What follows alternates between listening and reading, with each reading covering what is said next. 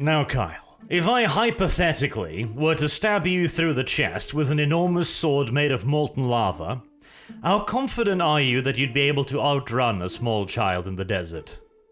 You see, it depends on how well written I am, or poorly written. The more plot armor I have, the further and faster I can run. And maybe even rejuvenate my flesh. From the searing, exploded hole in my chest. None of this turns out to be much of a problem for Riva, as, God, this is one thing that I absolutely hate about so much recent entertainment. Star Wars, Star Trek, Halo, all of this nonsense. There is absolutely no sense of distance whatsoever. It's completely non-existent. In this case, Obi-Wan is in the middle of God only knows where, some kind of space backwater F-hole, and Riva gets stabbed through the chest. She makes it back to Tatooine before Obi-Wan has even figured out that they're under attack on their Star Cruiser. Like, barely a day has passed, apparently, and they've skipped back and forth across half the galaxy. Why? Well, the answer is rather simple, and it boils down to the fact that the writer simply just doesn't care. Literally, they don't care. The characters teleport wherever they need to, no matter whatever the time distance or displacement is, it just doesn't matter. The plot demands that she's there before Obi-Wan, so that she can, have her decision happen without her being stopped or interfered with, so that she can be the true hero, and that Obi-Wan is sidelined again in his own story. It's not even the first thing he sidelined in the final episode. He sidelined it at almost every turn. Even when he confronts Anakin, he's sidelined again. Listen, character, you're gonna have to be over here now. I know it doesn't make a whole lot of sense, but you're just gonna have to be over there. It's just how things are, okay? It's very important, because we have to have Riva's repentance episode. Oh, God. I hate redemption arcs. I actually just hate redemption arcs now, because they're never good anymore. They're always massive goddamn retarded cop-outs. And hey, you know what? Even Darth Vader's redemption arc was a bit of a goddamn cop-out. Because he's like, well, my son is being electrocuted. I should stop this. And then, Daddy, no. Daddy was a good person all along. Don't mind all the thousands of innocent civilians. But at least it kind of works out, because the only one who's actually forgiving him is his son, who's there in the room right at the time. For everyone else is concerned, Darth Vader is still an enormous prick. And remains to, even in his death. Yes. Whereas here, Riva, and let us just square this peg before we even get going here, shall we? So, Riva turned evil because Anakin was mean to her as a child. Anakin was hunting down the Jedi, and Riva didn't like that, so she decided to become a professional Jedi hunter, and hunted down the Jedi and killed innocent Jedi, and mutilated civilians for shits and giggles. See, hold on. She wanted to do that before Anakin got the chance. She was like, oh, I don't like you, Anakin, so if I do it before you, maybe you'll get mad, and that's my revenge. Maybe she joined the Jedi Order like, hello, you're a creed of religious and fascist zealots, right? You forcefully impose your worldview on everyone else, right? And Yoda just nodded his head, yes, do we do that? We have a temple, see? Jedi Order are evil too, just to point that out. And she joined them.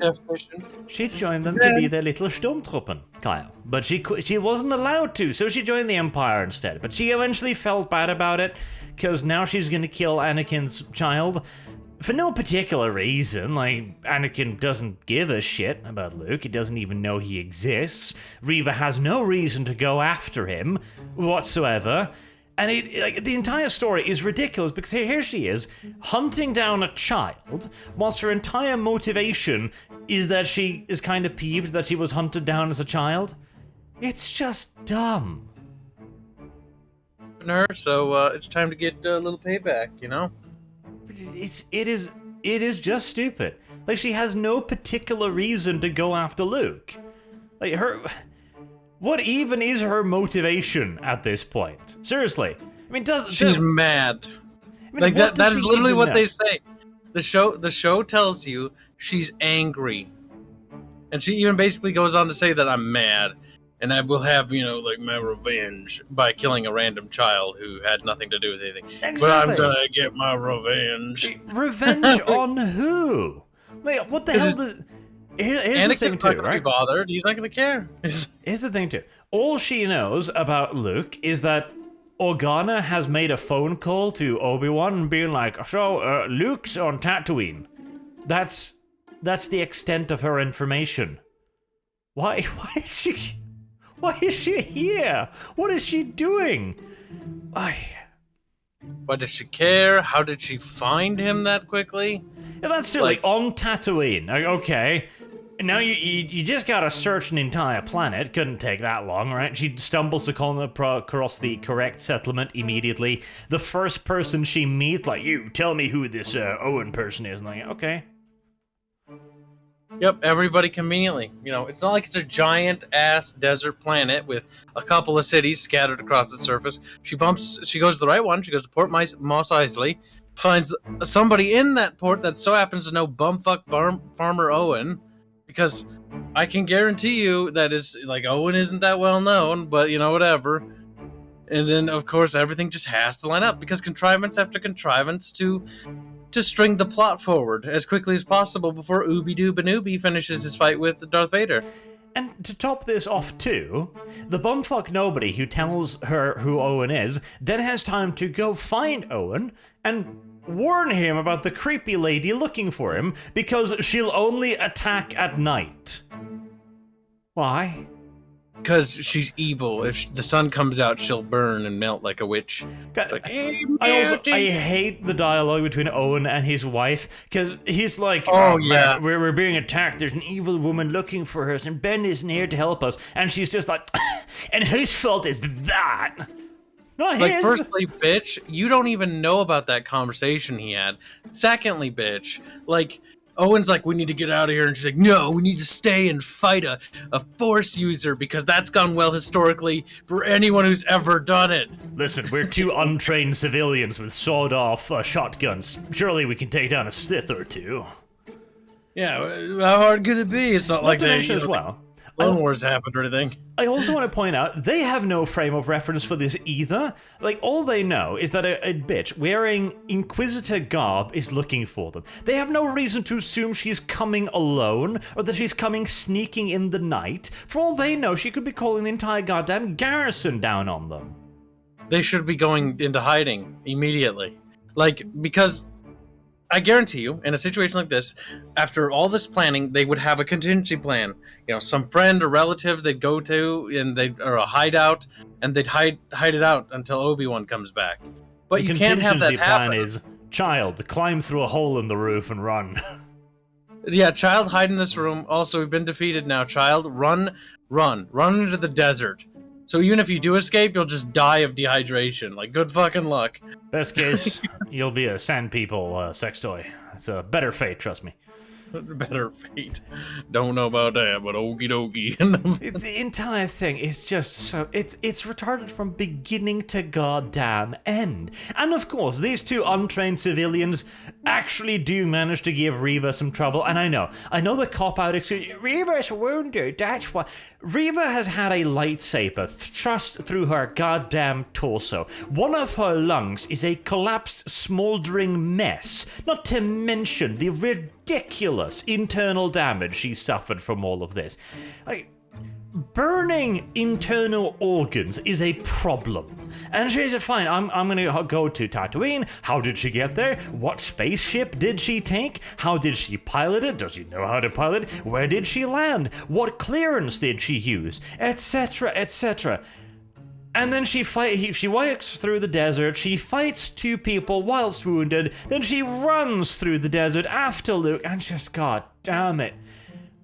Nothing has any weight. And the best part is, occasionally, she'll whinge at the camera as if to go, remember, I'm totally wounded. Yep, don't worry. They've already explained this, Arch, you silly Willy. You forgot the previous episode when the High Inquisitor's like, yes, any of your rage is what healed and made you strong. See? They've already planted the fluff excuse. She's so angry that her wounds, her scorched lungs and organs, doesn't matter. her rage is strong enough. That's the energy she really needs to get going. I hate this show and how it zealously, religiously refuses to make sense. There's also a scene in where Owen punches her in her brand new chest hole because he knows it's a wound somehow. Yeah, that's funny, isn't it? He's like, it's in the dark. She's wearing completely black armor in the fucking dark, and he's like, "Oh yeah, I remember that wound that Vader gave you." Yeah. It's like, what, Owen? Do you have some force powers you're not telling us about? Hold on, woman. If I grab you by the stomach, surely you'll be in vast pain, right? And apparently, yeah. But the best part is she's like, I'm evil still, but she's like, I'm not gonna hurt anyone because I don't want to hurt nobody. Not gonna so I'm kill just these gonna push cities. you out of the way. I'm gonna gently push you out, like, go, please step aside. I just want to kill the child. I don't want to hurt anyone else. I'm only here for the kid, okay? And I chases. Oh, God. Again, I so hate redemption arcs. I so goddamn hate redemption stories. Because here's the thing: this is a bad person. This is an evil person. This is a person who in the first episode just wanted to cut down the first Jedi they caught for no reason. In against express orders. She's just a bad person. But no, she was just misunderstood, Arch. You just don't understand. All of this is even before we get to the other retarded nonsense. Like, for example, the Star Destroyer. God damn it. I hate Disney Wars and Star Destroyers. Star Destroyers are wet paper towels. They're following a transport.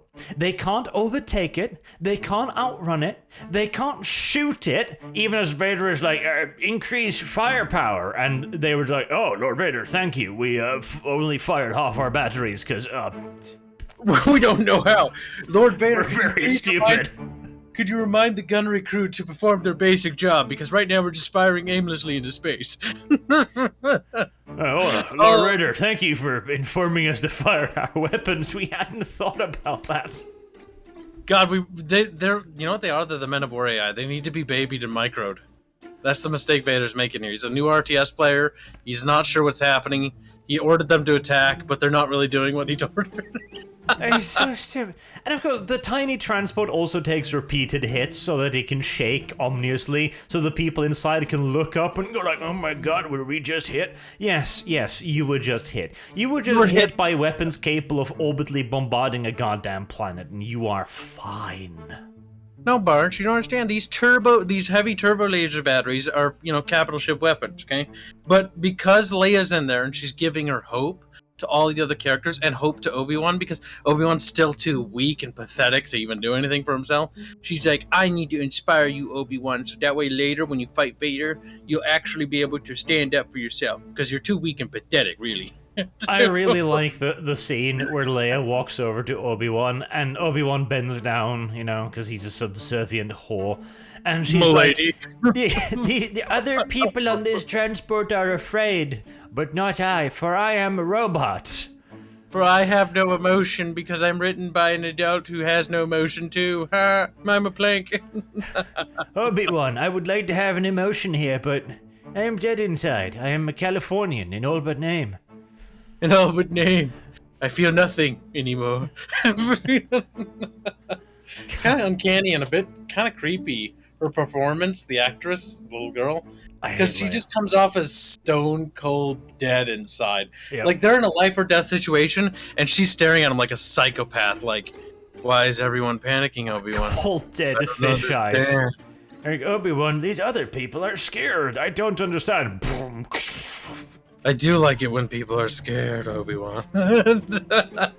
She's a little nutcase. Me. There, feel. It's like, I was like, what the fuck, child? No. It all makes sense, okay? In the extended media of, like, whenever they did in those comics, those alternate universe things, Leia turns evil, it all adds up to this point here. Eventually, Obi-Wan comes up with a retarded plan to be like, listen, okay, so I'm gonna take the rowboat, and Vader will follow me instead of you. And Leia musters all of her... To be fair to you, this is a child actor. I'm not trying to take the piss out of a child actor, but fuck me. She tries to muster all of her actor skills, and she just like, Obi-Wan, you're not allowed to go. And she looks pouty for about 5 seconds before returning to a robot facade. Like, god damn it. And the worst part is, too, they can't even let Obi-Wan have the heroic sacrifice, because whatever the hell his name is, apparently the leader of La Resistance now. Rokan or something. Yeah. Something like that. Is like, you're not really doing this for us. You're doing this for you. You need to face him. Like, god fucking damn it. It's like, you're a self-centered white man. Get off my boat, white boy. Like, he just like literally says that, basically. Just at least give him this basic bitch thing. At least let him be like, no, I'm gonna put myself in danger for you. Like, you just want to fight him, don't you? Oh, yeah. Yeah, that was so good though. Like, it was the perfect level of cringe. Like, it was such a moment of, like, you can just feel that the show just keeps shitting on Obi-Wan, and it doesn't stop here either, right? He gets off the ship, goes to the planet, you know. Lord Vader's like, we're going after one, and the dude's like, but you know, what about the rebels? And he's like, nah. Fuck that. We're not gonna send any TIE fighters out to pursue them or anything. We're gonna pursue Obi-Wan to the planet. And he does. And he's like, I'm gonna do it by myself, because, you know, of course, gotta have that one-on-one confrontation we've all been waiting for. And he goes down to the planet. They have a little bit of a spiff-spaff, and the choreography is not nearly as good as Revenge of the Sith. But it's definitely better, wouldn't you agree, than the last episode? Kyle's just glossing over like 17 plot points. I hate you so much right now. None of it even matters. Like, this show's garbage. It does. Like, you've got a Star Destroyer here. Like, it's got wings upon wings of TIE fighters and bombers. I just and they're just that. like, but your passion, this needs to be labored more. This needs to be labored. They don't have to go after one or the other. They can take both. They do both, but they didn't do both.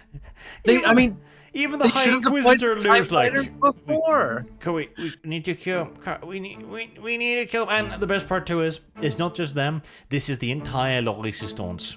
Yep. The entirety of La Resistance is on this one fucking boat. Which I do love Disney's obsession with making the Resistance so ragtag that it's only like a single ship or like a single group of people. Despite the Resistance being literally spread throughout a goddamn cunting galaxy. But don't worry about that. It's just because the Inquisitor said himself, the remnants of the Resistance are on board that little ship. Not, you know, including Bail Organa, who's orchestrating the Masazi group and all that, which is only a section of the Rebel Alliance in that quadrant of the galaxy. So it's like, nope, don't worry about it. The entirety of the rebellion it rides in that ship. You don't want to know why? Because Leia's in there. La Resistance. God damn it, I hate it. Then Darth Vader beats Obi Wan Kenobi again for the third time, and then he just leaves him again for the third time. Like, he's actually, don't worry, because Leia descends from his memories to be like, Obi-Wan, you're fucking useless. Let me give you hope. And then she's like, it's me. I'm the main character time. And everyone's like, that's right, my queen. And then he fucking force pushes the rocks off of himself so that he can fight Vader for the fourth time and defeat him. Because Leia did it. We can't. Obi-Wan does nothing in this show. He has to be guided given hope and inspired by other characters. There isn't a single thing he was capable of doing on his own. And then he defeats Darth Vader. And you would think this would be a bit of a problem, because surely now Star Wars can't happen. No. And to be fair, there's a small segment here where he's talking to Anakin through the speaker box, and you can hear a little bit of Anakin's voice, a little bit of Darth Vader's voice. It is a nice contrast. And you've also got the lighting as well. To begin with, he's mostly lit up by Obi-Wan's blue lightsaber, and then he's slowly transitioning over to more and more red again, as he's like, no, he's actually a bad guy, you see. That is a halfway decent idea, but the script, the dialogue. The dialogue lets it so bad down, because they're on a roll there, and then they just have to ruin it. Whereas, like, because Obi-Wan's saying, I'm sorry, I failed you, and Anakin's like, I am not your failure. I killed Anakin Skywalker. No. And then he does a cringy little smile, and you can see his little smile through his mask. He's like, hey. It's like, wow. Like, it's too sentimental. Like, this is not Darth Vader. Darth Vader doesn't view it as he, that he was killed or destroyed. He views it as he purged the weakness inside of himself. For him, this is a positive transformation. I also hate the fact that Obi-Wan at the end goes like, "Goodbye, Darth." Darth is not his name. Darth is a title. Obi-Wan knows this. They're making the same mistake they made in A New Hope, but they did that because they didn't, have a story back then. Because Star Wars was a big fucking accident. It was never intended to be successful. Oh my god, that was good though. Didn't you like that scene where Vader's laying like on the ground, like weak, and Obi-Wan's like, "I can't kill you because I feel bad, so I'm gonna let you go and kill like hundreds of thousands of other Jedi as you continue to purge the galaxy of rebels and things like that." Yes, every death from this moment on is on fucking Obi-Wan's hands. Yep, he had an opportunity to finally finish what he had failed to do in Mustafar. Put Anakin down, put Vader down. And instead of doing that and crippling Palpatine's right-hand man, he just leaves him. He walks away and leaves him so that Vader can go like, "Obi-Wan," and scream in a really cringy way, that the same way they had Maul do. Like, identical. It was great. It was painful. The thing is, Obi-Wan had to hurry on home, you see. Not so he could rescue Luke or anything, that'd be far too silly. But so he could see Riva come wandering out of the desert and be like, "I couldn't kill the little boy, I'm a good person now." "Obi-Wan, have I become Darth Vader?" No, you've only killed a few civilians and mutilated a couple more. You're a good person now, Riva. Kill counter a little higher, Riva, but if you keep at it, you'll get there. I hate redemption arcs so goddamn much. I really do. I despise them. They shouldn't happen. They need to stop. Because the problem is, changed his philosophy on it now. Some redemption arcs can work so long as it's not the same character, or if you just straight up kill them, in which case, okay. And even then, you shouldn't give them full redemption. Again, Darth Vader didn't get full redemption. Darth Vader goddamn died and was still the villain. Yep, he still died, but he was forgiven in his son's eyes. There is also a good little scene where Darth Sidious pops up and goes like, "But hurt, you see, my young Padawan." Okay, so you bring up Sidious, and there's two things that happen that make me giggle, and made Arch giggle too. Was the fucking scene where Obi-Wan's walking away into where he's gonna be in his new home, right? And Qui-Gon shows up, and we just like half expect Qui-Gon to be like, "So," turn around and be like, "So, you fucked up, didn't you, Obi-Wan? You're supposed to protect the boy." But no. They bring Liam Neeson back. Oh, you miserable failure of a Padawan. Jesus Christ, you worthless piece of shit. Like, Jesus Christ. I see Darth Vader's still alive. Why didn't you kill him? You fucked up. You fucked up, boy. And then we get a Palpatine scene, which is actually the only thing nice about this episode is you get to hear fucking Sheev do Sheev things, and he's like, being a little dickhead to Vader. And that's about it. That was all this show was worth. All 9 episodes. Well, that's not 4 entirely seconds true. of amusement. I also quite enjoyed Penis Beast. Penis Beast made another appearance. I like That's Penis true. Beast. Throughout the entirety of this episode, anytime the Penis Beast appeared with Obi-Wan riding on it, Arch would comment and be like, "Yes." The Penis Beast is a makes me majestic creature. I wish the entire fucking series was about Penis Beast and its tiny little semi-bald head. Just sadly waddles through the desert. And also, we can't help but mention as well, so Organa put Obi-Wan in enormous danger by first calling him out of the blue on his unsecured comms. Like, ding, ding, ding, ding. Obi-Wan's like, "Please go to voicemail. Ding, ding, ding. Please stop calling me. Ding, ding, ding." Picks up phone. Oh, god damn it. Why? Oh, shit. Then after he hangs up on him, goes like, "Bitch, this is your responsibility. Fuck off."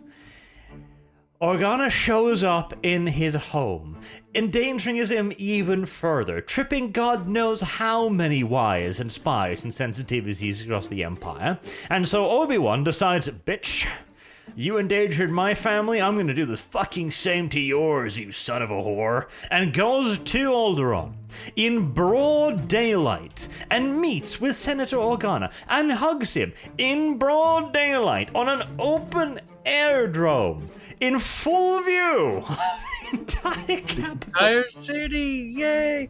That's fine though, Arch. You notice how they made it look like, oh look, nobody's outside, but the only ship activity would be that ship. So people would probably, out of curiosity, look, right? And it'd only take one person to be corrupt. It would only take one spy or one rumor to spread like wildfire, like, you know, Bail Organa hugged Obi-Wan. And the Empire, which is famously known after Revenge of the Sith, after attacking Naboo, because Naboo started to give refuge to the Jedi that were fleeing, that's why they attacked Naboo. And the city, capital city of Thebes, and the end scene when you see Vader going to Padme's tomb and the city's on fire. Like, they didn't hesitate that. And Naboo is one of the core worlds, right? And it's also the home world of Sheev, the now new Emperor. They had no quarrels about that. Nothing is going to stop them from doing that to Alderaan now. Nothing. Like, it's just the dumbest sequence ever, where it's like, well, we know why they had no problem about blowing up Alderaan now. That was on their shit list for the whole time. Oh my god. Again, the show just aggressively ignores its plot. It's a pet peeve with this entire show. Like, every single episode has gotten almost a little bit worse. And it's like every goddamn one. As if they are actively trying to make it worse. And they're succeeding. Painfully so. And the best part is, this series gotten renewed for another season. The best, which I have no, why? Like, the story ends, and you're like, that's the end of the story, there's really nothing more to do. And like, we're gonna milk it for more money, because we saw that it had some views. Obi-Wan needs to abandon Luke some more. Yep. Next season is going to be like, Leia, let's go on an adventure together. Meanwhile, Luke's a poor fucking farmer. Like, I'm fucking hungry, Daddy. Do we have any food? Like, no, sorry, son. God, I so hate that point. Like, that one article that was I read, where it's like, I always felt that that was the actual director of this thing, the writer. It was really unfair that Obi-Wan was just looking over Luke. What about Leia? And there's a little shot of her in her royal princess suite on a ridiculously wealthy planet, dressed up in silks, right in front of her enormous silk bed. And it's like, yeah, I feel really bad for this child. Like, this is clearly the worse off child. Yep. God, we need to feel bad for her, though. You know, Luke literally waddling around in the mud, not being basically almost deprived of a childhood because he's forced to work, because he has to help support his family. You know, because they're so rough times. In pale comparison to Leia, his sister, who is literally pampered, can do whatever she wants, run off and have adventures in the woods and shenanigans, has a pet robot, you know, all these toys. Our view of Luke here is he's working and cleaning out some kind of oil-stained robot thing. Like, that's Luke's role. He's slave labor on a moisture farm on Tatooine. Yep. And it honestly, this part of the show always bothers me. Like, it starts to explore the part where it's like, wow, they really fucked Luke in this like whole thing, didn't they? Like, but that's also the same thing as what made Luke the man he would become. Yes. Because of his hardship, he became Luke Skywalker, the legend. Meanwhile, Leia has been written to be this now. Like, it was fine when she was a rebellious imperial princess, like fully grown, etc. I was like, okay, you're part of the resistance. You've undoubtedly had some training. You must have had some trials and tribulations in your past. Here she's just a 10-year-old girl, and she's talking to her dad like, so, Daddy, I've decided to take over the planet. We're gonna have to make some changes here. Oh God, she does say that. The best part is, it's like, Daddy, I've decided that I may be 6, but I think it's time for me to have some radical reforms to our government. It's like, yes, 6-year-old. Yes. Okay. Oh, that's not gonna go badly or anything. As Kyle begins singing and dinging in the background. My alarm's going off. Leave me alone. You refuse. Of course, that'll maybe be season 2. We'll see her radical reforms, like, Daddy, I've had this idea. It's called social justice. Oh no. Muffled crump in the background.